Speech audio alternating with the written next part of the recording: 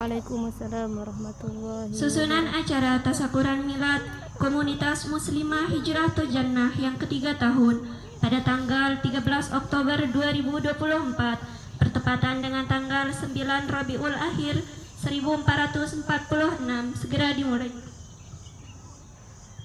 Acara pertama, pembukaan. Untuk lebih barokahnya acara kita pada pagi hari ini, marilah kita buka dengan bersama-sama melapaskan basmalah. Bismillahirrahmanirrahim. Acara kedua, pembacaan Fatihah dan Sholatun Nahdatain yang akan dipimpin oleh Ustadz Halilur Rahman. Kepada beliau disilakan.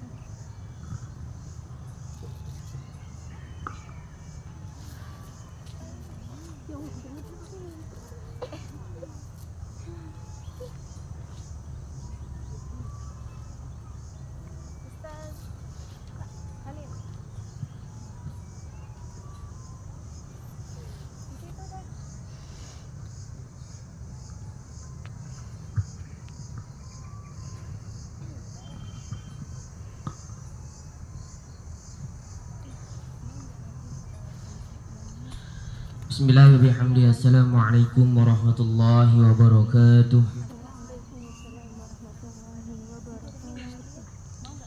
Sebelum kita membaca Shalawatun Nahdatain, kita awali dengan pembacaan Fatihah. Qiraatul Fatihah li Sayyidina Muhammadin Sayyidil Anam wa li sairi ihwanil anbiya'i wal mursalin wa alihim wa ashabihim wal kirami ajma'in. Al-Fatihah.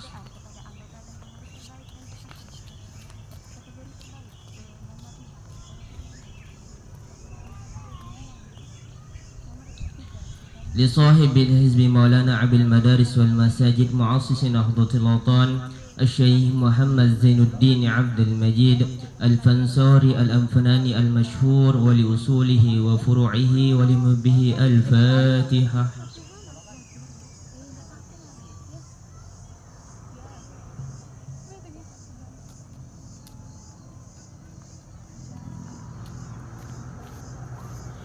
لجميع العلماء العاملين والأولياء العارفين ولوالدينا ولمشايخنا وللناهضين والناهضيات ولجميع المسلمين والمسلمات الأحياء منهم والأموات. الفاتحة.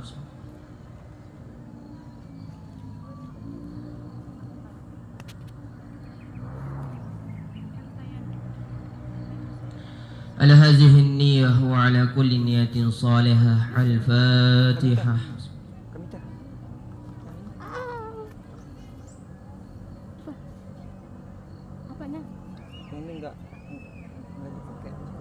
بسم الله الرحمن الرحيم. اللهم إنا نسألك بك أن تصلي وتسلم على سيدنا محمد وعلى سائر الأنبياء والمرسلين وعلى آلهم وصحبهم أجمعين، وأن تعمر نهضة الوطن ونهضة البنات بفروعهما إلى يوم الدين، وأن تنصرنا وتفتح علينا وترزقنا وتحفظنا وتغفر لنا ولجميع المسلمين يا الله يا حي يا قيوم لا إله إلا أنت.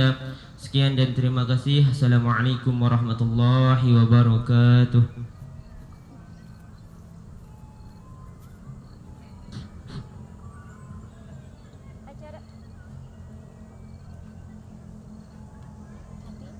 mati lagi.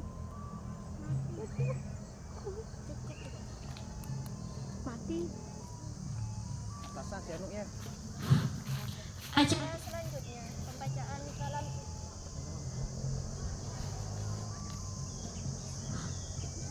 Acara selanjutnya, pembacaan kalam ilahi oleh Ustadz Sirajul Abidi. Kepada beliau disilahkan.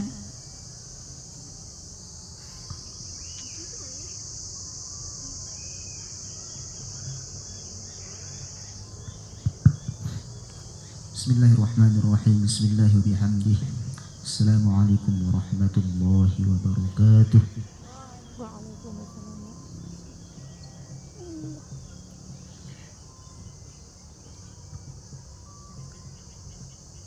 أعوذ بالله من الشيطان الرجيم.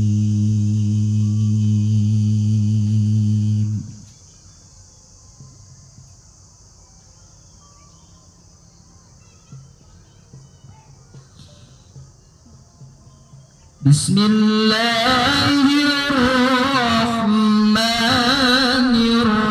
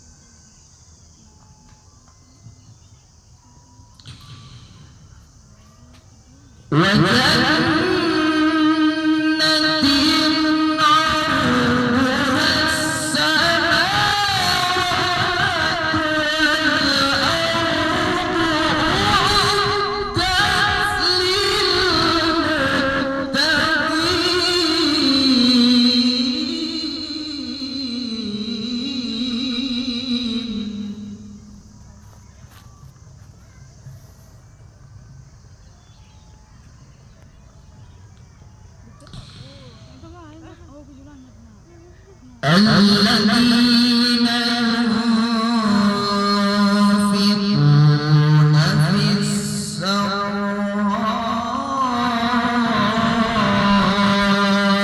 والضراء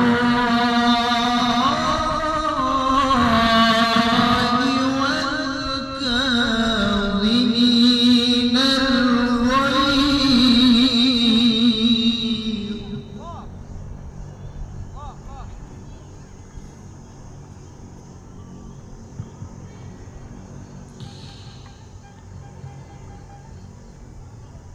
والذين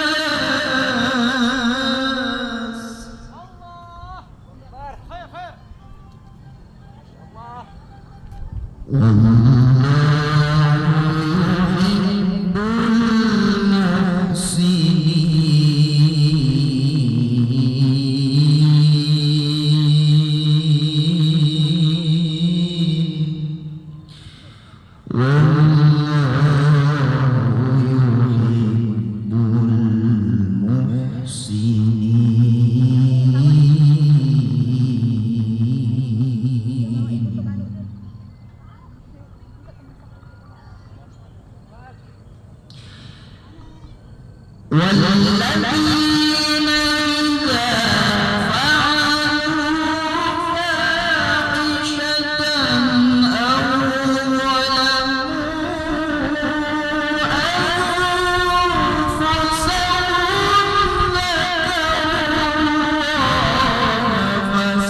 أنفسهم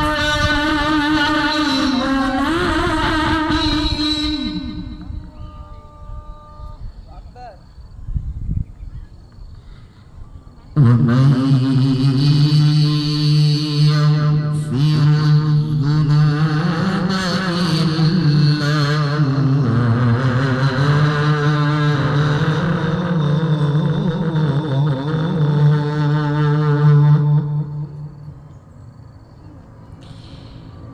ولم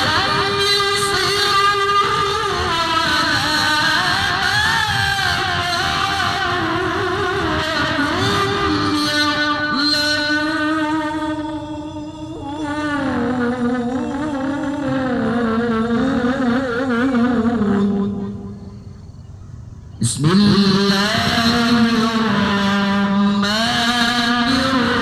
الرحيم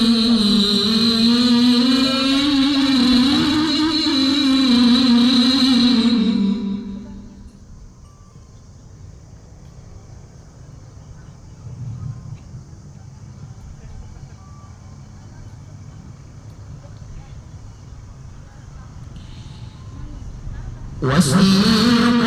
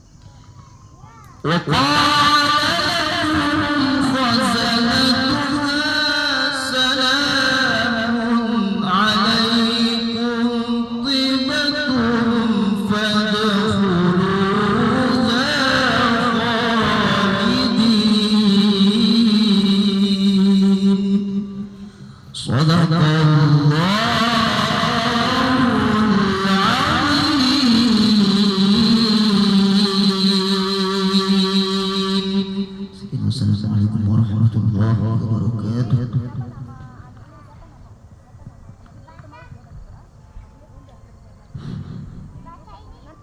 Acara selanjutnya sambutan oleh Ketua Komunitas Muslimah Hijratul Jannah kepada Saudari Rita Apriliani, disilahkan.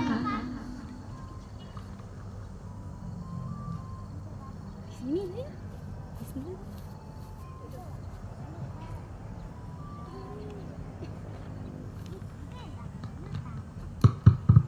Cek 1 2. Bismillahirrahmanirrahim. Bismillahirrahmanirrahim. Assalamualaikum warahmatullahi wabarakatuh. Kita ulang sekali lagi. Assalamualaikum warahmatullahi wabarakatuh. Belum sarapan? Oke, kita lanjut. Bismillahirrahmanirrahim. Bismillahirrahmanirrahim.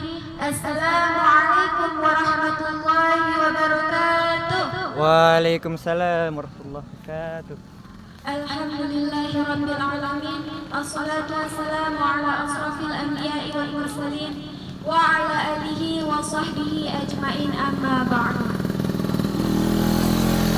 Yang saya hormati Al-Ustaz Ahya Rasidi IHSPD, yang saya hormati akhina Al-Ustaz Sirajul Abidi wa Al-Ustaz Halilur Rahman, yang saya hormati para tamu undangan, dan yang saya hormati dan cintai pula para panitia dan seluruh keluarga besar Komunitas Muslimah Hijratul Jannah. Puji syukur atas kehadirat Allah Subhanahu wa Ta'ala yang telah memberikan kita nikmat, taufik, serta hidayahnya sehingga kita dapat berkumpul pada pagi menjelang siang ini. Salawat beriring salam tidak lupa pula kita haturkan kepada Nabi akhiruz zaman, Nabi yang tak pernah benci sekalipun ia dicaci maki, Nabi yang tak pernah bimbang sekalipun ia mau ditendang, Nabi yang tak pernah mengeluh sekalipun ia mau dibunuh. Nabi kita putranya Abdullah, buah hati Siti Aminah, Nabi besar, Nabi kita Nabi besar Muhammad sallallahu alaihi wasallam yang telah membawa umatnya dari zaman jahiliyah menuju zaman Islamiyah. Untuk itu, marilah kita berselawat kepadanya. Allahumma sholli ala Muhammad wa ala ali Muhammad. Semoga dengan selawat yang kita hadiahkan kepadanya, dengan adanya mahabbah yang ada di hati kita untuknya, kelak kita tergolong orang-orang yang mendapatkan syafaatnya. Amin, amin ya rabbal alamin.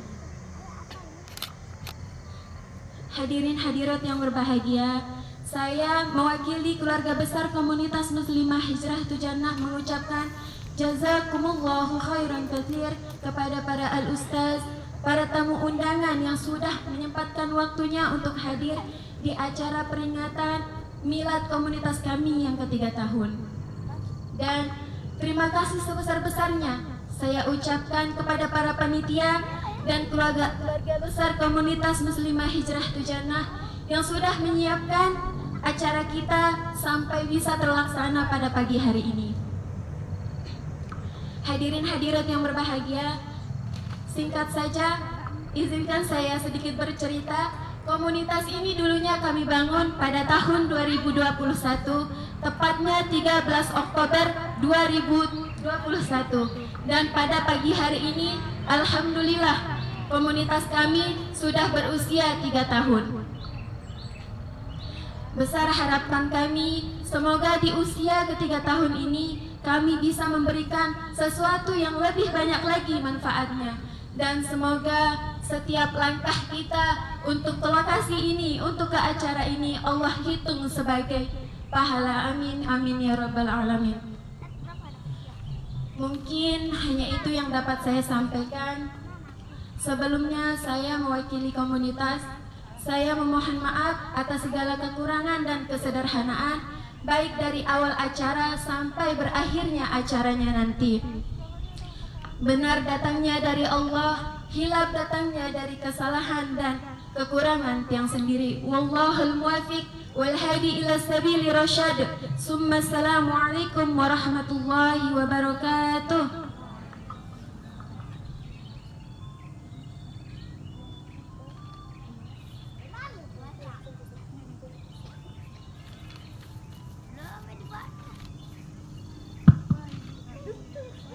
Acara selanjutnya, kajian milad yang akan disampaikan oleh Ustadz Ahya Rosidi KH SPD. Kepada beliau disilakan.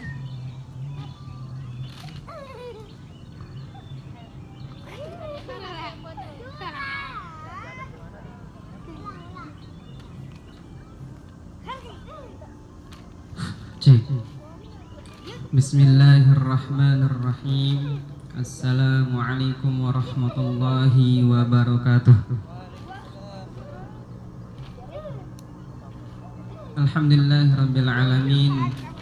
Alhamdulillahilladzi 'allama bil qalam. 'Allamal insana ma lam ya'lam. Wassalatu wassalamu ala sayyidina Muhammadin sayyidil arabi wal ajam.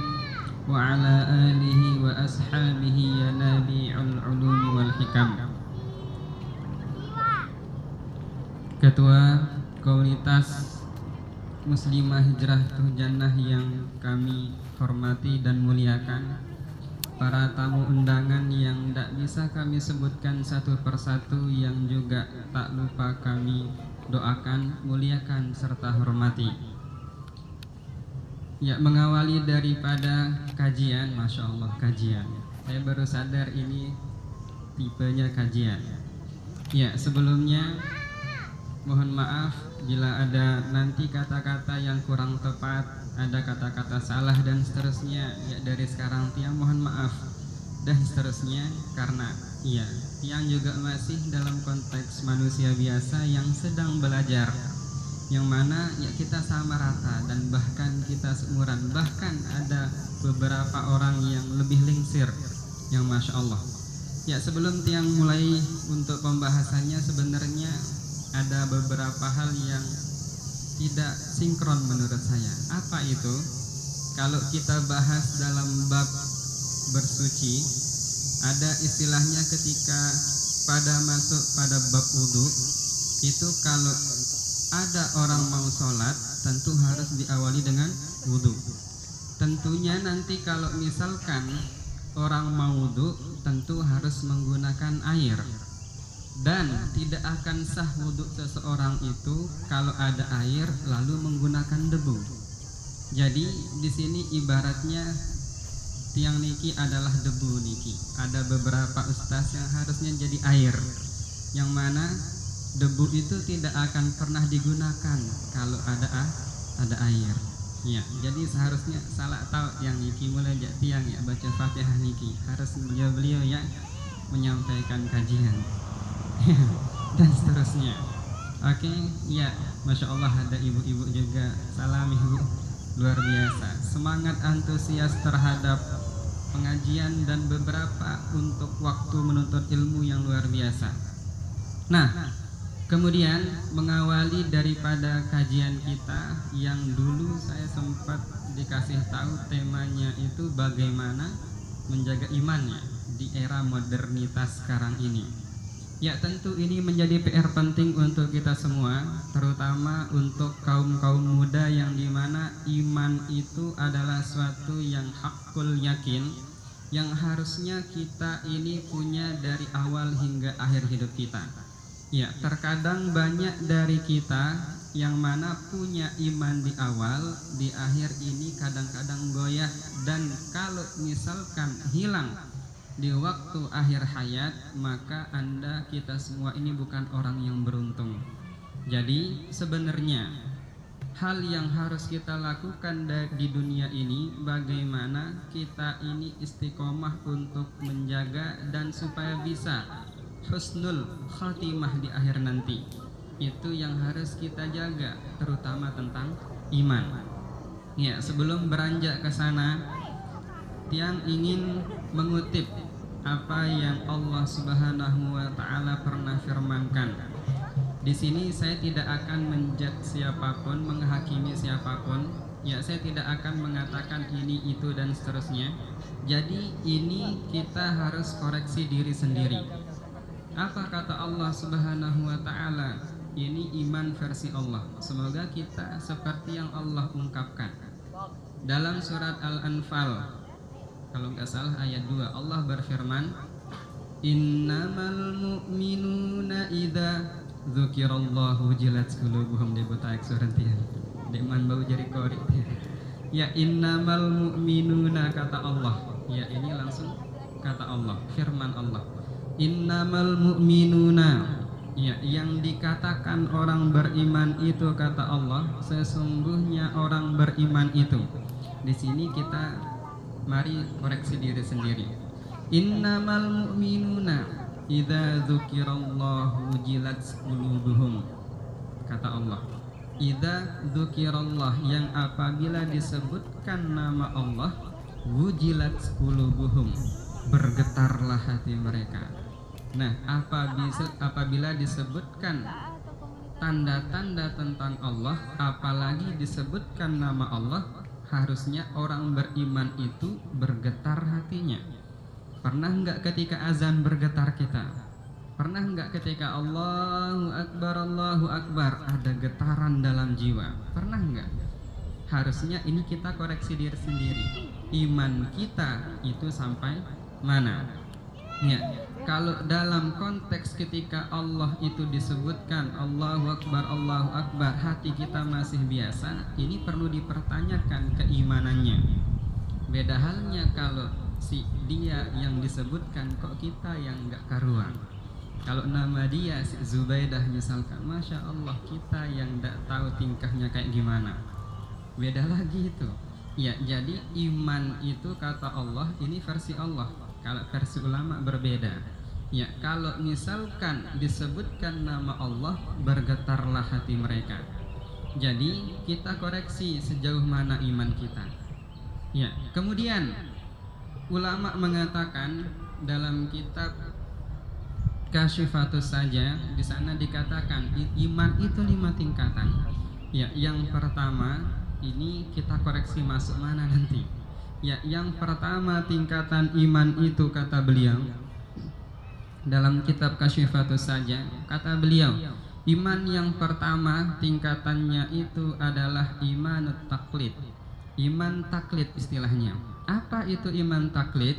Iman taklid niki adalah iman yang dimana kita sifatnya ngikut. Artinya contoh, kita ini kan rata-rata orang Islam. Islamnya kita ini berkat diri kita atau orang tua. Nah, kalau misalkan kita Islam gara-gara diri kita, tentunya di awal itu berarti kita pernah kafir. Tapi rata-rata kita dilahirkan dalam keadaan Islam.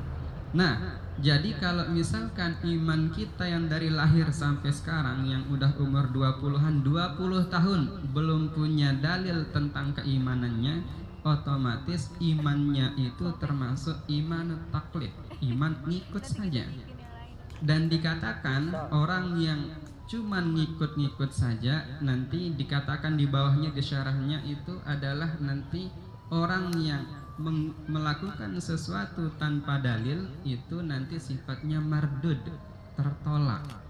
Misalkan ada dari kita ini rajin sholat sunnah mutlak, entah apa intinya sholat sunnah, dia tapi tidak punya dalil untuk sholat tersebut, intinya sholat sunnah, tak punya dalil, kata beliau itu mardud, itu sifatnya tertolak. Maka lebih banyak pahala orang menuntut ilmu walau 1 menit ketimbang orang sholat itu meskipun 1000 rakaat tapi tak pernah belajar. Jadi kita yang nuntut ilmu entah bagaimanapun caranya, entah lewat Mbah Yusuf kan, YouTube maksudnya, ya entah lewat YouTube atau dari pengajian langsung atau dari manapun, lebih baik ya duduk sesaatnya itu ketimbang sholatnya itu 1000 rakaat tanpa dalil. Nah itu kalau iman kita imanut taklid. Jadi kalau ini 20 tahun ini masa nggak punya dalil, ya kan? Ada mungkin yang umur 25 itu kalau belum punya dalil bahwa dia beriman kepada Allah, maka imannya masih imanut taklid. Dan kalau masih ngikut-ngikut itu kalau sebagian ulama mengatakan masih mardud keimanannya, tertolak keimanannya. Apalagi dia itu nggak merasakan getaran ketika ada Allah Subhanahu wa ta'ala. Ya, yang kedua, kalau sudah mengalami imanut taklid, yang kedua kata beliau ada namanya imanul, yang kedua ada namanya imanul ilmi. Nah, kalau imanul ilmi berarti orang ini beriman dengan ada pengetahuan dalil tentang keimanannya. Contoh, kita kan sudah hafal tentu rata-rata ayat suratul Ikhlas pasti. Bismillahirrahmanirrahim. Qul huwallahu ahad. Katakanlah bahwa Allah itu satu. Ini sudah cukup dalil kita mengatakan bahwasanya iman kita itu ada, bahwasanya Allah itu ada. Ini dalil yang kita punya. Bahkan kalau sudah hafal itu tahu artinya, otomatis iman kita itu sudah sampai imanul ilmi. Jadi setidaknya kita sudah imanul ilmi, meskipun nanti iman kita masih sering goyah-goyah dan seterusnya. Ya, kita nggak akan menyangka di dunia sekarang ini nggak bisa kita bayangkan iman kita bagaimana. Ya, jangankan kita, bahkan orang yang bertitel tuan guru yang ilmunya kitabnya sudah dihatamkan banyak sekali, imannya pun masih turun naik, karena itulah sifat manusia. Kalau imannya terus tinggi-tinggi saja tidak pernah turun, itu bukan manusia, itu nabi. Atau mungkin ada orang yang merasa tidak pernah mengerjakan dosa dan maksiat sekalipun, tidak pernah dalam hidupnya, itu bukan manusia. Kenapa? Manusia konsepnya nggak seperti itu. Manusia itu al-insanu mahallul khata' wan nisyan. Manusia itu tempatnya salah dan lupa. Maka kalau manusia itu salah, wajar. Ya, kalau manusia itu sering imannya turun, itu udah biasa. Karena itu tentu proses yang kita dapatkan di dalam hidup ini. Yang nggak wajar itu manusia nggak pernah salah. Ini nggak wajar. Mungkin Anda bukan manusia kalau seperti itu. Ya.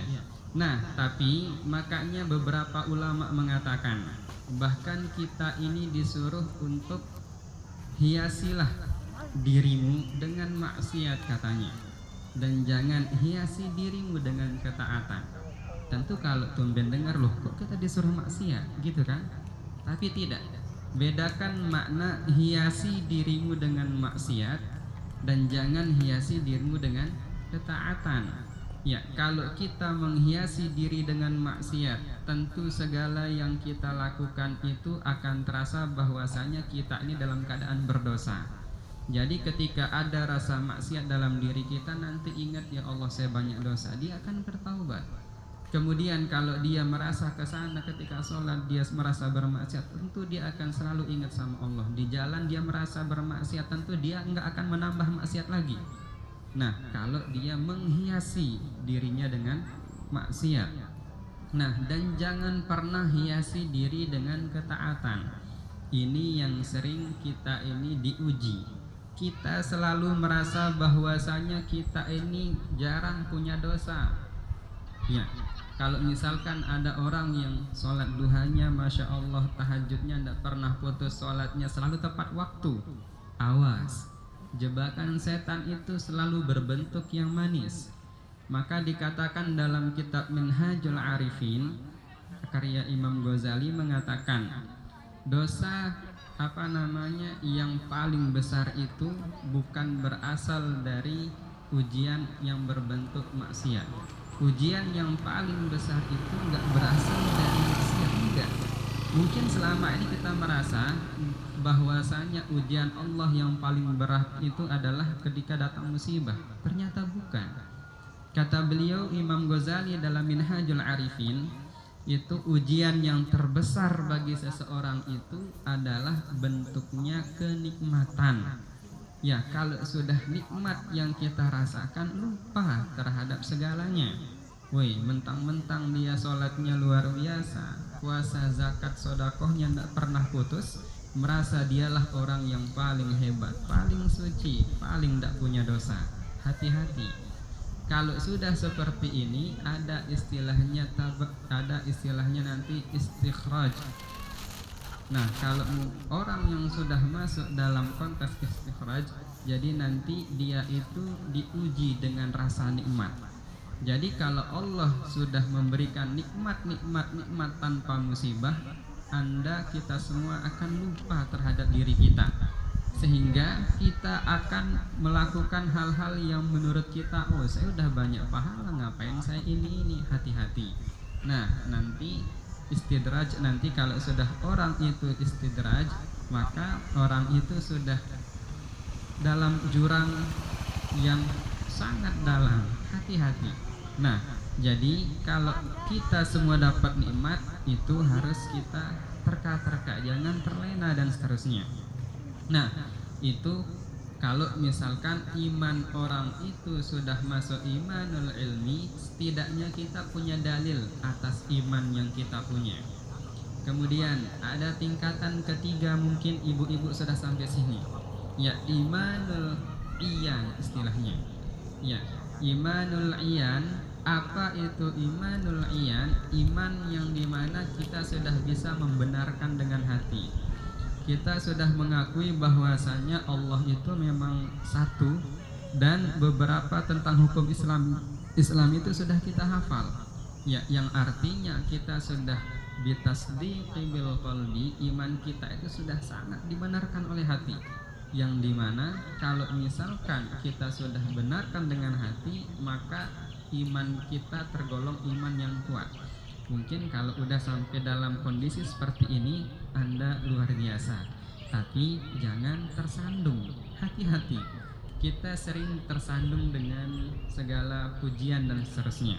Kemudian selanjutnya di bawah imanul iyan ada istilahnya imanul haqq. Apa itu imanul haqq? Ini iman yang dimana ketika kita hidup itu tidak ada orang selain Allah yang ada di hatinya. Ya, tidak akan pernah ada kalimat-kalimat lain selain Allah saja yang terus bersamanya di dalam hatinya. Ini jadi setiap hidupnya itu nggak akan lepas zikirnya, wiridnya, bahkan kemanapun dia harus ada Allah di hatinya, nggak akan lepas dari Allah. Ini adalah orang yang imannya imanul haqq. Nah, namun hati-hati, di zaman sekarang itu banyak sekali ada ajaran-ajaran yang mengatasnamakan, ada istilahnya ilmu hakikat, ilmu ma'rifat, dan seterusnya. Kalau orang yang bertarekat, terus ada yang merasa sudah ma'rifat, apalagi dia sudah berhakikat, ini PR besar buat kita. Karena orang yang kita tahu kalau mereka yang sudah sampai tingkatan makrifat, katanya itu dia sudah nggak perlu sholat. Kan ini jadi pertanyaan. Ya, kalau misalkan ada orang yang sudah merasa dirinya makrifat, terus menafikan sholat, tidak mau sholat, berarti ada yang salah. Ya, kenapa? Karena kita ini ada 4 tingkatan. Pertama, kita harus bersyariat. Syariat Islam saja kita belum hatamkan, udah pengen kita bertarekat. Terus kalau sudah bertarekat, merasa dirinya itu makrifat, mengenal Allah dengan segala ketentuan yang dia buat. Terus apalagi kalau sudah sampai hakikat, ini orang yang sudah berhakikat ini merasa dirinya itu sudah paling tinggi imannya dan seterusnya. Hati-hati. Syariat saja kita masih goyah, hukum wudhu pun hanya sekedar hukum saja kita ketahui, dan seterusnya. Kemudian yang terakhir ada istilahnya imanul hakikat. Nah, kalau imanul hakikat ya ibu-ibu, ini orang yang sudah istilahnya melebur sama Allah Subhanahu wa taala. Dia akan mengatakan tanpa sadar, aku ini Allah, katanya, saking bercampurnya sudah sama Allah. Dirinya itu adalah Allah, katanya. Orang yang sudah imannya setingkat dengan imanul hakikat. Ya, jadi dia seolah-olah Allah itu sudah ada dalam dirinya, bahkan semua tentangnya itu adalah Allah Subhanahu wa taala. Jadi nanti kita yang koreksi diri sendiri, iman kita sudah sampai mana. Nah, yang jadi PR kita di era modernisasi ini banyak sekali.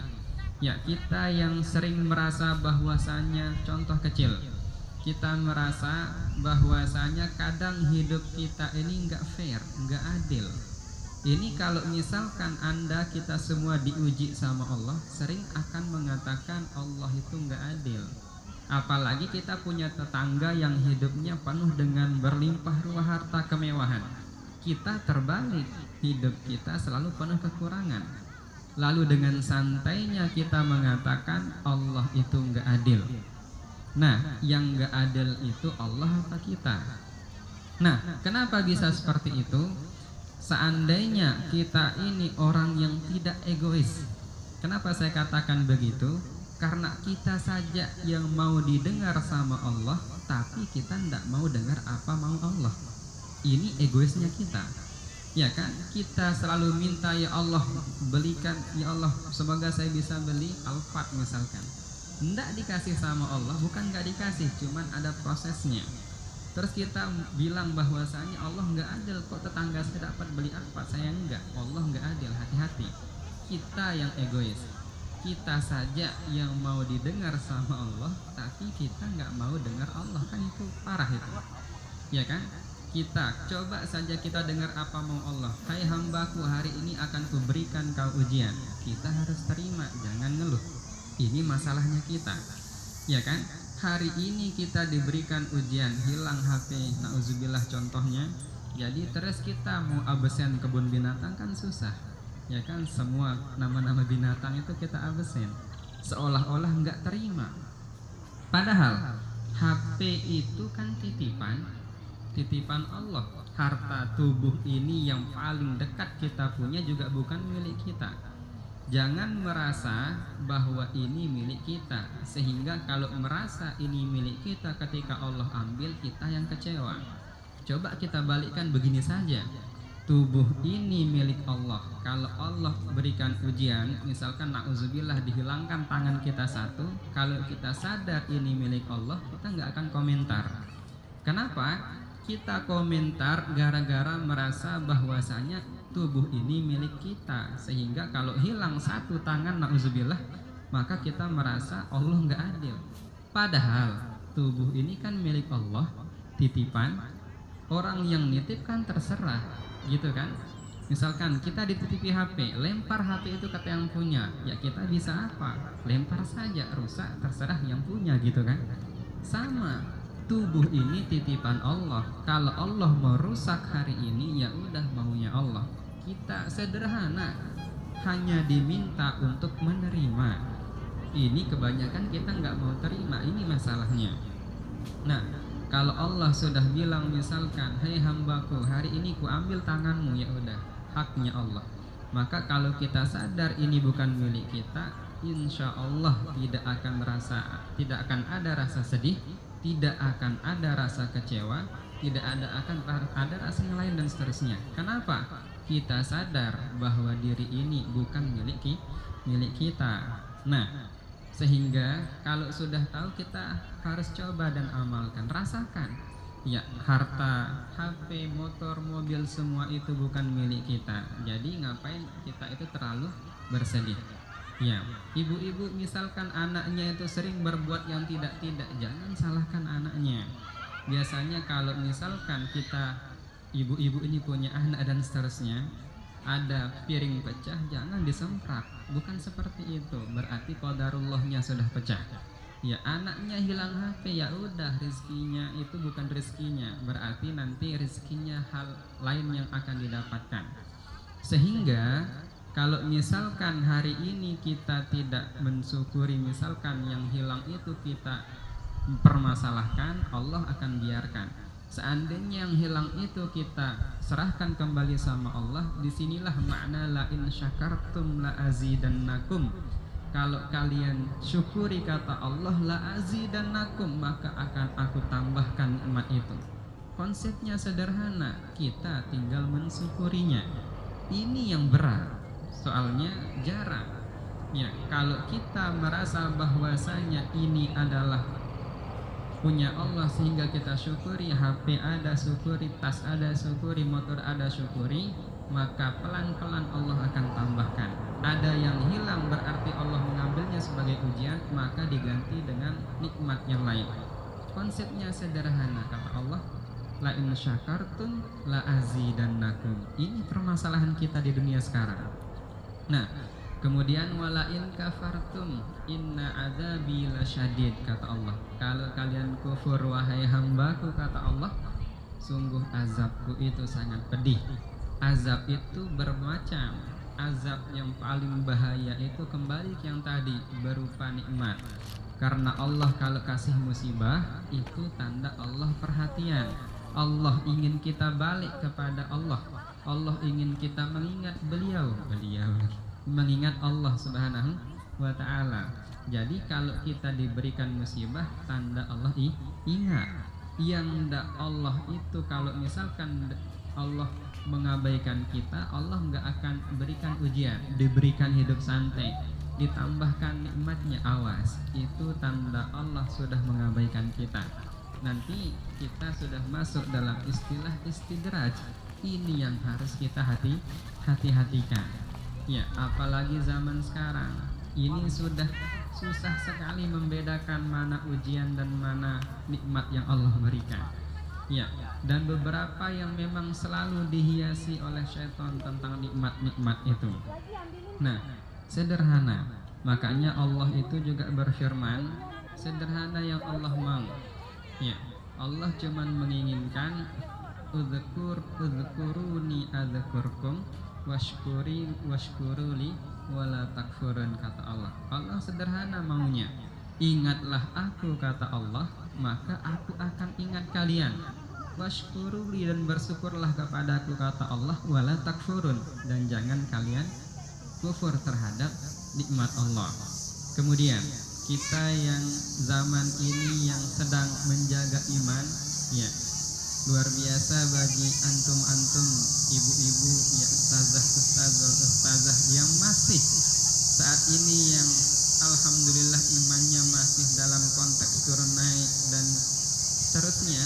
Tapi yang sungguh kita syukurkan, antum-antum kita semua masih mau mendengarkan kalam-kalam daripada ilmu-ilmu yang kita tuntut. Yang bahaya kalau misalkan kita sudah nggak mau dengar ilmu. Ini kalau kata Imam Ghazali itu berarti hatinya itu sudah mati. Ya, kalau misalkan kita 3 hari saja nggak mendengar ilmu, kata beliau Imam Ghazali, itu hatinya mati. Terus kalau hati itu mati, otomatis jasad yang berjalan itu adalah kayak mayat hidup. Ya, kalau mayat hidup berjalan itu seperti nggak ada fungsinya. Ketimbang nambah dosa, lebih baik mati saja. Begitu kan? Ketimbang hidup, kalau hati mati tidak akan bertambah pahala. Ketimbang nambah dosa, lebih baik mati saja. Begitu kan? Ya, jadi alhamdulillah masih ada ustadzul ustazah ini, komunitas ini luar biasa. Ya, jarang sekali di tengah gempuran dunia modern yang penuh dengan tren-tren baru gitu, masih ada yang sempat-sempatnya mengadakan kajian yang masya Allah, sempat-sempatnya memikirkan tentang umat ini harus apresiasi penuh.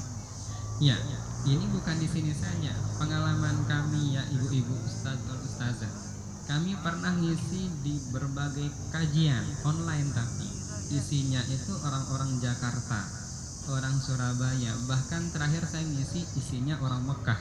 Orang Mekah minta pematerinya dari Indonesia, isinya orang Mekah, tapi orang Mekah yang dimana dia bisa bahasa Indonesia.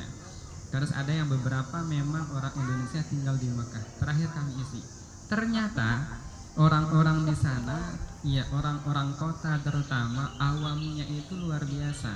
Awam itu maksudnya masih ilmunya itu standar sekali ketimbang orang-orang sini yang alhamdulillah sudah lumayan. Nah, jadi itu yang patut kita syukuri. Jadi kalau misalkan ada hal-hal yang seperti ini, ya patut disyukuri dan patut untuk kita dukung bersama-sama. Ya masya Allah. Oh iya, saya belum nanya ini, berapa jam saya dikasih ngomong ini?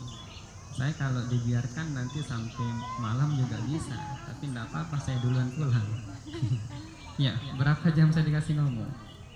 Nah, ya soalnya di zaman sekarang itu orang yang mendengarkan itu susah ya ini. Ya, bahkan kami punya asrama, mereka bilang Ustadz Piranto libur. Ya, asrama kami di Anjani, mereka nanya seperti itu saking pendak ngaji, lelah dengan muni. Ngerti lagu bahasa Lombok Selatan nih? Orang Lombok semua kan? Nah, ya banyak sekali konsep orang zaman sekarang. Bahkan ketika mereka itu digempur di zaman sekarang dengan begitu tren-trennya, ya kita itu cukup sederhana. Bagaimana caranya? Ya cukup kita itu lebih banyak kita melihat ke arah bawah. Ya jangan kita itu suka melihat ke atas. Kalau suka melihat ke atas, yang ada sakit hati yang ada. Kalau sering-sering melihat ke bawah, yang ada syukurnya kebanyakan dan alhamdulillah hidupnya tentram. Makanya kalau ada dari kita ini hidupnya enggak tenang, berarti kita terlalu membandingkan diri dengan orang. Kalau ada orang yang hidupnya selalu galau dan seterusnya, berarti kita hidup dilandasi harapan. Coba sederhana saja, hidup sebagaimana yang kita diberikan. Hari ini dapat makan, oke, selalu alhamdulillah. Hari ini ada kuota, iya alhamdulillah. Nggak ada juga terserah. Hari ini kita masih bisa berjalan dan seterusnya, ya alhamdulillah. Nah, jadi kalau misalkan seperti itu, sederhana. Hal yang paling harus kita syukuri itu dalam kitab Minhajul Arifin itu adalah tentang bagaimana kita masih bisa bernafas. Hal yang ini yang harusnya kita syukuri. Nah, kenapa? Kalau misalkan sekarang dikasih pilihan, ada orang pengen kaya dan seterusnya, dikasih pilihan. Kalau misalkan hari ini ada yang menawarkan uang 10 miliar, tapi dipilih hari ini saya kasih uang 10 miliar, besoknya napasmu sudah tidak ada. Mau pilih mana? Kan tidak mungkin orang pilih 10 miliar, habis hari itu besok sudah nggak ada. Nah, jadi kesimpulannya lebih berharga nafas atau uang 10 miliar? Tentu nafas. Ya, jadi hal sederhana yang harus kita syukuri adalah nafas. Makanya kalau kita mensyukuri nafas, akan terus ditambah nafas ini, akan terus bertambah umur ini. Dengan catatan kita harus syukuri nafas ini. Makanya kalau mau umur panjang, ya udah syukuri nafas yang ada. Terkadang ini yang suka buat kita ndak bersyukur gara-gara terlalu melihat kehidupan orang. Padahal orang yang terlalu banyak hartanya itu bahaya. Kenapa? kenapa makin banyak hujahnya di akhirat? Kita kalau sekarang hidupnya sederhana, syukuri. Kenapa? Kita siapkan kebahagiaan kita untuk akhirat. Ya, sama juga dalam kitab Minhajul Arifin dikatakan orang yang bahagianya itu kebanyakan di dunia, di akhirat semakin dikit bahagianya. Maka jangan jual akhiratmu untuk duniamu. Maka kalau ada yang hidupnya penuh menderita di dunia, Anda harus bangga. Kenapa? Ada kebahagiaan abadi yang sedang menunggu di akhirat. Namun kalau misalkan kita yang selalu bahagia di dunia, hati-hati, Anda sedang menukarkan bahagia akhirat Anda dengan memilih dunia. Sedangkan sebenarnya logikanya begini, kalau kita mencari bahagia di dunia, tempat yang salah. Kenapa? Nabi Adam saja dibuang ke dunia, kok kita yang mencari bahagia di dunia? Ini masalahnya, ya kan? Nabi Adam ini dibuang ke dunia, ya dengan 40 tahun itu mereka tidak bertemu dengan Siti Hawa. Bahkan dengan penuh ratapan 40 tahun Nabi Adam gak berani melihat ke atas. Kenapa? Karena begitu hinanya dia merasa dirinya, gara-gara dia memakan larangan yang dibuat oleh Allah Subhanahu wa ta'ala. Nabi Adam, loh kok kita yang selalu mengharapkan bahagia di dunia? Kalau ada yang Allah berikan bahagia, itu bonus nikmat yang Allah berikan. Jangan terlena dengan bahagia itu. Ya, apalagi kita yang misalkan yang muda-muda ini ya, karena saya masih muda tentu masih merasakan. Ya, tentu banyak sekali yang lika-liku yang kita rasakan, dari galau, kecewa, terus hidup yang gak menentu dan seterusnya. Ini terutama yang belum nikah ini tuh bahaya. Ya, yang belum nikah ini dilemanya luar biasa. Jodohnya gak kunjung datang, dia kok dilema dan seterusnya. Allah padahal berpesan, wa khalaqnakum azwaja, dan kami ciptakan kalian itu berpasang-pasangan. Banyak yang gak percaya. Kalau misalkan di dunia ini enggak kalian dapat jodohnya, mungkin belum lahir. Bukan seperti itu, mungkin disiapkan di akhirat. Jadi kalau belum dapat jangan dipaksakan. Ketimbang Anda dapat yang enggak karuan, lebih baik slow dan jangan terlalu digubris masalah perjodohan. Dan kalau misalkan Anda memilih, kalau dalam ta'limul muta'alim, yang pertama itu al-asan, cari yang asan, yang paling tua dulu. Ya, cari yang paling tua, bukan tua maksudnya, tapi yang dewasa, mapan, yang sekiranya bisa mengatur kalian dunia sampai akhirat. Ya, itu kalau mau dipilih. Kemudian yang kedua al-a'lam. Ini tips nih karena kebanyakan orang muda di sini. Ya, cari yang a'lam, yang paling tahu, yang paling banyak ilmunya. Kalian kenal beberapa cowok laki-laki atau sebaliknya dan seterusnya, cari yang a'lam. Apa maksudnya? Hidup sekarang itu kalau dilandasi hanya dengan cinta tanpa ilmu, hidup kalian, hidup rumah tangga kalian itu akan ngambang. Kenapa? Karena kalau misalkan orang yang hidup berlandaskan cinta, membuat hubungan hanya karena cinta tanpa memikirkan sebab akibat, inilah rumah tangga kalian yang ngambang. Loh kok seperti itu? Banyak loh yang kita temukan. Ada KDRT, ada hal yang gimana-gimana dan seterusnya. Maka kalau mau punya keturunan soleh-solehah, ya kalian juga harus memilih bukan dari ketika mau punya anak, doa dan seterusnya, tapi sejak memilih siapa yang menjadi teman hidup dan seterusnya. Pesan untuk kalian. Kemudian ada yang sebenarnya pesan diri kita, ya, yang cuman mengingatkan untuk kita semua. Jadi di dunia modern ini banyak lika-liku. Nah, kemudian kalau iman kita yang terus didobrak oleh dunia modern ini, jadi inilah PR besar kita, yang dimana yang harus kita lakukan itu simple. Ya, yang harus kita lakukan simple, yaitu pertama, bagaimana kita itu mencari daripada ridha Allah. Ini sederhana. Kalau ditanya misalkan, antum, kita semua kalau sholat itu niatnya apa? Sholat niatnya apa? Mengharap surga. Ya, mengharap surga atau gara-gara takut neraka? Di antara itu niatnya. Nah, oke. Perlu kita rubah niat itu. Kalau misalkan ada dari kita beribadah gara-gara takut akan api neraka, berarti ibadahnya gara-gara takut api neraka. Kalau ada dari kita ibadah gara-gara pengen masuk surga, ya Allah hari ini aku sholat semoga masuk surga, ini niat yang kurang tepat. Nah, kenapa? Ada diungkapkan dalam syair yang dibuat oleh Sayyidatina Rabi'atul Adawiyah mengatakan, ya Allah, jika sujudku itu adalah karena ingin surgamu, maka jauhkanlah surga itu dariku, kata Rabi'atul Adawiyah. Ya Allah, dan juga jikalau sujudku itu karena takut akan api nerakamu, maka bakarlah aku dengan api neraka itu, kata Rabi'atul Adawiyah. Karena niat kita yang sering salah ini. Apalagi dunia modern, sedikit-dikit kalau diberikan ini niat kita akan berubah. Hati-hati. Ya, lalu apa yang niat kita yang seharusnya? Ya Allah, jikalau sujudku itu karena mengharapkan ridhamu, maka janganlah kau palingkan wajahmu dari diriku, kata Rabi'atul Adawiyah. Jadi sederhana. Orang kalau masuk surga itu ini bukan karena ibadahnya, bukan. Kalau kita merasa bahwasanya kita masuk surga gara-gara ibadah, ini persepsi yang salah. Loh, kok bisa Ustadz? Iya, gara-gara ada sebuah cerita di dalam kitab Mawaizul Istori yang hadis pertama mengatakan, ini cerita Sayyidina Umar langsung. Ketika itu diceritakan bahwasanya Al-Umar kana yamsi fi syaka'ikil Madinah.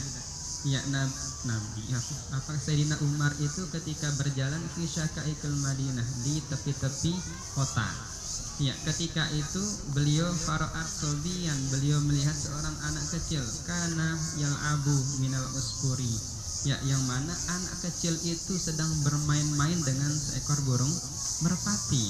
Ya, tahulah kalau anak kecil bermain dengan burung merpati itu sensede-edan kan, plakek-plakek, kletek dengan dan seterusnya. Itu anak kecil. Jadi ketika melihat itu, Sayyidina Umar itu langsung membeli daripada si burung merpati ini. Setelah dibeli, ya diperbaiki dikit, dielus-elus, lalu dilepaskan. Nah, singkat cerita, ketika itu Sayyidina Umar itu meninggal dunia. Lalu ketika Sayyidina Umar meninggal dunia, dimimpikanlah dia oleh masyarakat di zaman itu. Ya, lalu kemudian ketika Sayyidina Umar meninggal dunia dimimpikan, para masyarakat itu bertanya. Ketika bertemu dengan Sayyidina Umar dalam mimpi mereka melihat Sayyidina Umar itu berada di tempat yang sangat indah sekali. Ya, yang dunia kubur yang ditempatkan di tempat yang bagus sekali. Lalu kemudian karena penasaran, masyarakat ini bertanya, ya Sayyidina Umar, ya apa yang membuatmu itu berada di tempat yang indah seperti ini? Apakah karena amalanmu? Apakah karena kebijaksanaanmu? Karena Sayyidina Umar terkenal bijaksana. Bahkan setan pun takut bertemu dengan Sayyidina Umar, saking luar biasanya beliau. Apakah karena kebijaksanaanmu, ibadahmu, sholatmu dan seterusnya? Apa jawaban Sayyidina Umar? Bukan, tidak kata Sayyidina Umar. Lah, lalu bagaimana kamu bisa berada di tempat yang indah seperti ini? Apa jawaban Sayyidina Umar? Oh, gara-gara dulu ketika masih hidup aku pernah membeli seekor burung merpati yang dikesiak-kesiak oleh anak kecil. Lalu aku lepaskan. Sehingga dengan sebab itu Allah meridhoi setiap langkahku, kata Sayyidina Umar.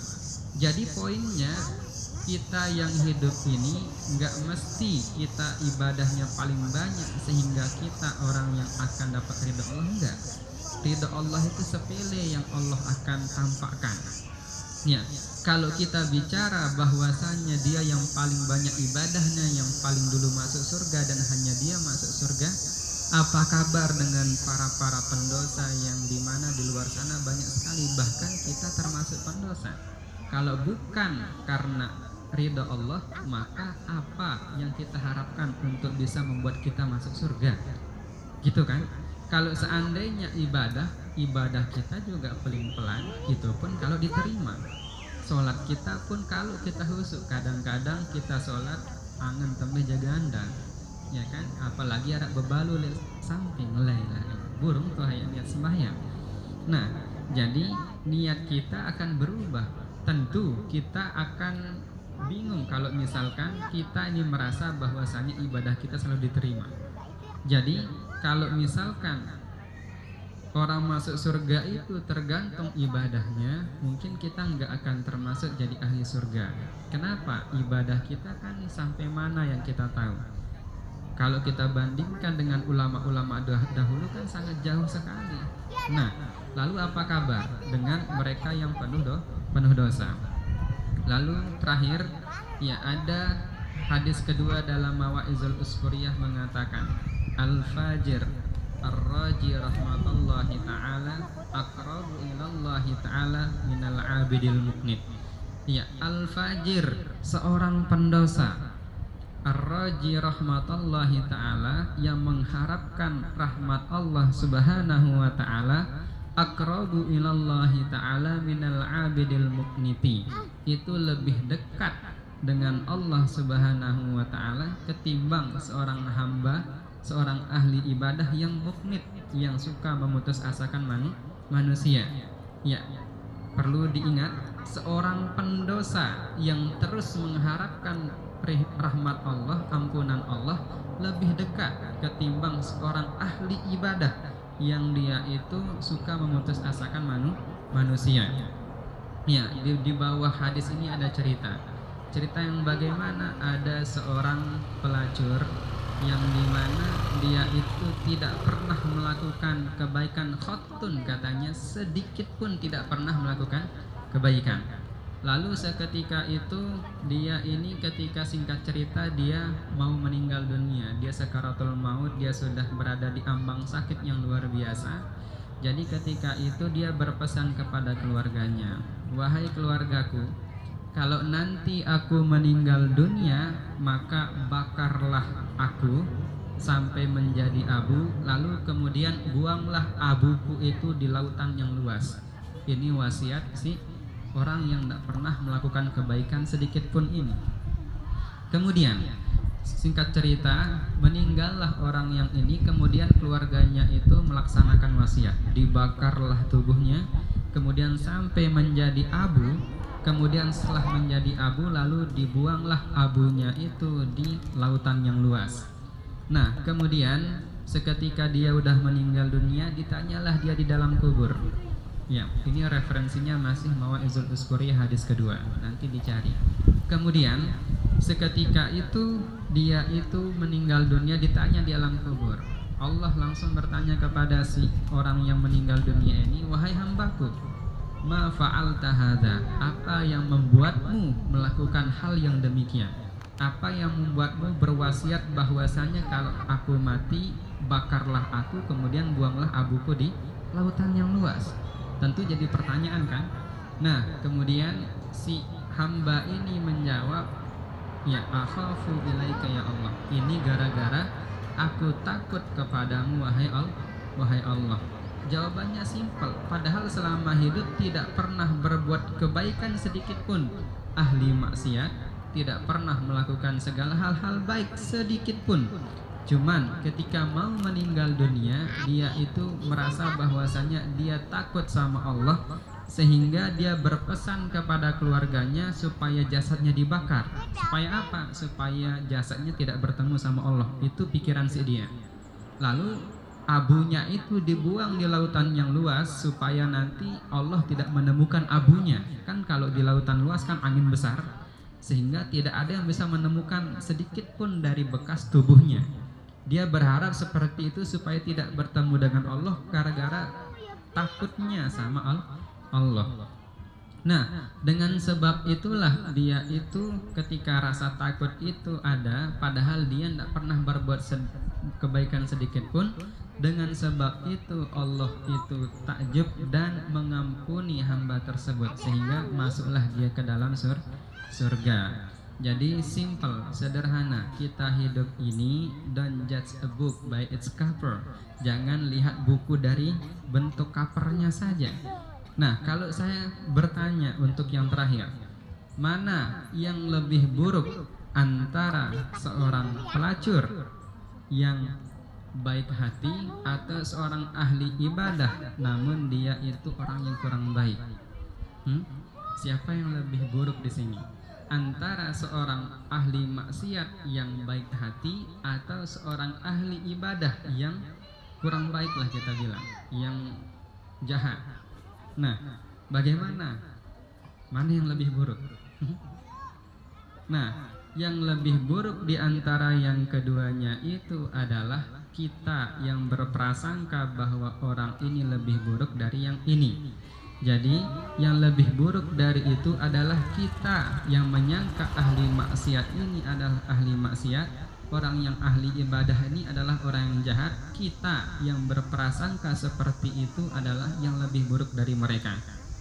Jadi kesimpulannya, kita yang hidup terutama di dunia modern ini, tolong jaga hati, pikiran, dan teruslah untuk orang yang rendah hati. Teruslah berhusnuzon.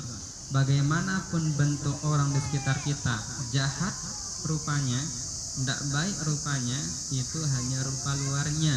Kita nggak tahu hubungannya sama Allah. Jadi bagaimana iman orang juga jangan kita menjatuh orang ini jahat pasti ahli neraka, jangan. Dimanapun jeleknya orang di sekitar kita, bahkan meskipun seorang pelacur, hatta orang yang paling jelek di dekat kita, jangan menyangka dia akan jadi ahli neraka.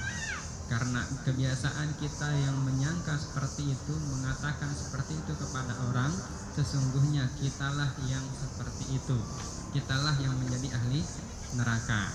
Nah, mungkin hanya sekedar ini yang dapat kami sampaikan. Ya lelah si Dendah tokol kan, ya panas sebuit ngone-ngone. Nah, mungkin hanya ini dapat kami sampaikan. Mohon maaf bila ada kesalahan dan kekurangan. Sebelumnya, mungkin kalau ada pertanyaan, ya kami buka beberapa pertanyaan yang kiranya kalau yang bisa jawab, yang jawab, kalau enggak nanti kita cari bareng-bareng bersama-sama. Ada? Bebas ya, mau fikih, mau kehidupan, mau tentang apa, insya Allah kalau bisa yang jawab.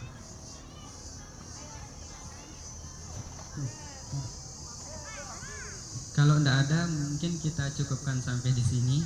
Ya. Tidak ada. Oke. Cukup sampai di sini. Mohon maaf bila ada kesalahan dan kekurangan. Wallahu muwaffiq wal hadi ila sabilir rasyad. Wassalamualaikum warahmatullahi wabarakatuh.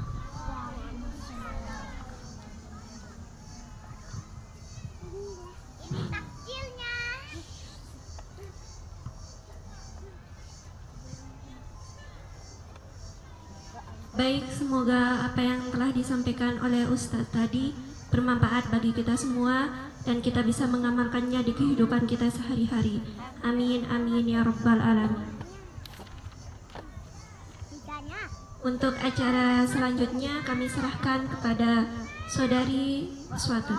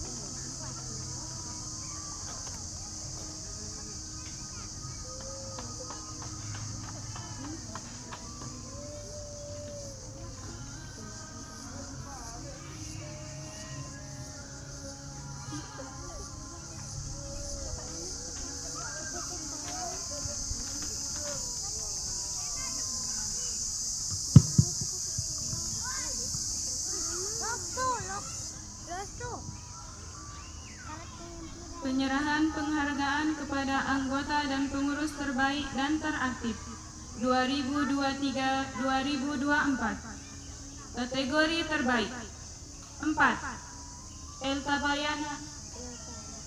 Eltayana yang akan diserahkan oleh Saudari Mulyani. 3. Sukarni Yuningsih yang akan diserahkan oleh Bendahara Komunitas Saudari Miskiana.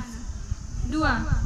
Yeni Febriani yang akan diserahkan oleh CO Konsumsi Saudari Juliani. 1. Siti Munawaroh yang akan diserahkan oleh Ketua Umum Komunitas Saudari Mita Aprilia. Silahkan yang sudah dipanggil namanya tadi maju ke depan.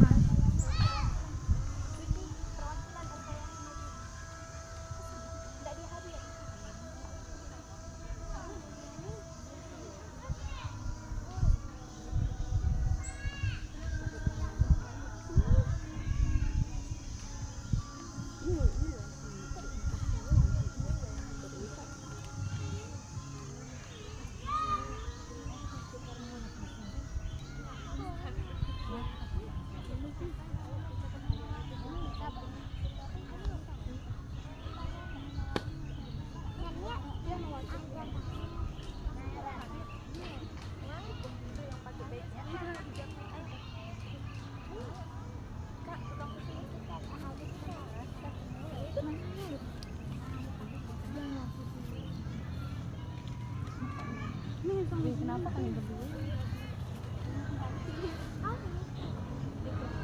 Berdiri caranya. Siapa sih?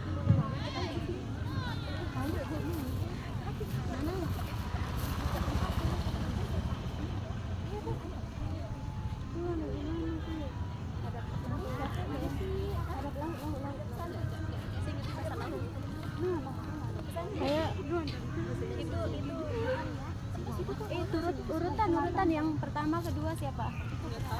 Pertama Pak Munawara. Kaki aku berisik nih. Bebaris ini. Ayo, yang nomor 4 tuh. Ayo, apa? Nih yang ini. Ya. Dari sini fotonya biar kelihatan. Mana kesana sih di fotonya? Di bawah. Gelap sekali. Gelap. Ini terang. Ini dari sana dah. Dari sana dah fotonya. Terus saya. Yang mana itu yang tengah? Yang ini yang pegang gitu.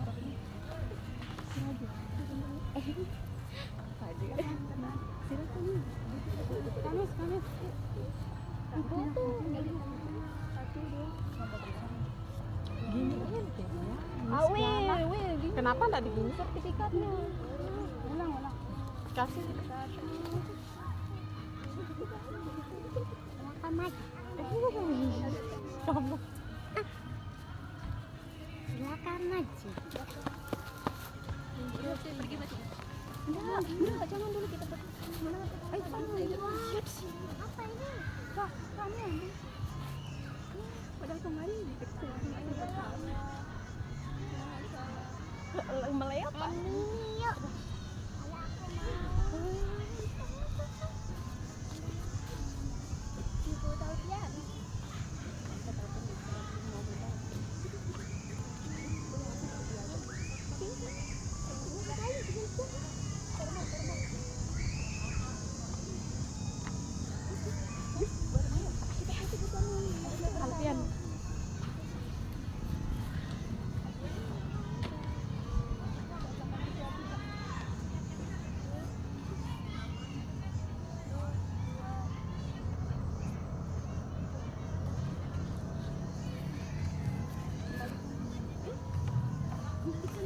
Nanti pegang dia nanti kita kasih tahu.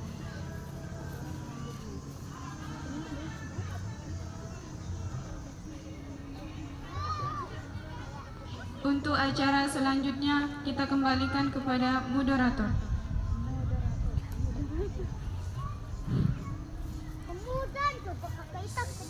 Baik, untuk menyingkat waktu langsung saja kita ke acara terakhir, yaitu doa.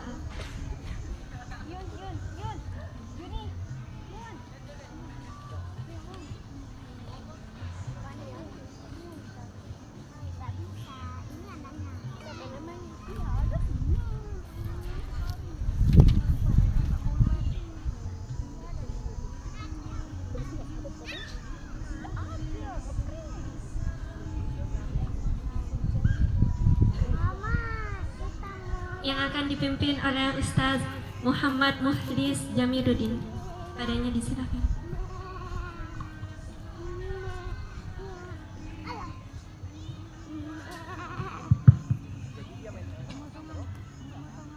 Bismillahirrahmanirrahim. Assalamualaikum warahmatullahi wabarakatuh.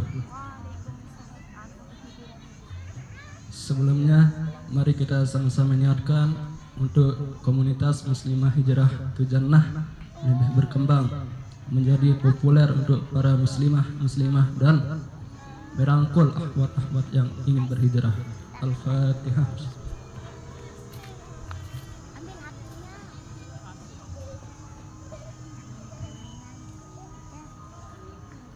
A'udzubillahi minasyaitonirrajim. Bismillahirrahmanirrahim. Alhamdulillahirabbil alamin wassalatu wassalamu ala asrofil anbiya'i wal mursalin wa ala alihi wa sahbihi ajma'in. Allahumma shalli ala sayyidina Muhammad. Allahumma shalli ala sayyidina Muhammad. Allahumma shalli ala sayyidina Muhammad. Allahumma aslih ummat Muhammadin sallallahu alaihi wasallam wa farij ummat Muhammadin sallallahu alaihi wasallam warham ummat Muhammadin sallallahu alaihi wasallam wansur ahbaz wa ayyidna Muhammadin sallallahu alaihi wasallam. Allahumma inna nas'aluka bika an tusalli wa tusallim ala sayyidina Muhammadin wa ala sairil anbiya'i wal mursalin wa ala alihim wa sahbihim ajma'in wa an tu'ammiru nahdatal watan wa nahdatal banati li furhim wa ila yaumiddin wa an tansurana wa taftah alaina wa tarzuqana wa tahfazana wa taghfir lana wa li jami'il muslimin ya Allah ya hayyul qayyum la ilaha illa anta. Allahumma inna nas'aluka salamatan fid din wa afiyatan fil jasad wa ziyadatan fil ilmi wa rizqi wa tawbatan qabla al-maut wa rahmatan indal maut wa rahmatan ba'dal maut. Allahumma khawin alaina fi sakratil maut wa najatan min al-maut wa indal hisab. Rabbi zidni ilman, Rabbi zidni ilman, Rabbi zidni ilman. Ya muyassir yassir, ya mudabbir dabbir, ya musahil sahil sahil alaina kulla asiril basiril nazir. Rabbana hab lana min azwajina wa dzurriyyatina qurrata a'yun waj'alna lil muttaqina imama. Rabbana atina min ladunka rahmatan wa hayyi' lana min amrina rasada. Rabbana zalamna wa anfusana wa in lam taghfir lana wa tarhamna lanakunanna minal khasirin. Rabbana atina fid dunya hasanatan wa fil akhirati hasanatan wa qina azabannar wa qina azabannar wa qina azabannar. Wa sallallahu ala alihi wa sahbihi wa barik wa sallam. Subhana rabbika rabbil izzati amma yasifun wa salamun alal mursalin walhamdulillahi rabbil alamin. Al-Fatihah. Sekian, assalamualaikum warahmatullahi wabarakatuh.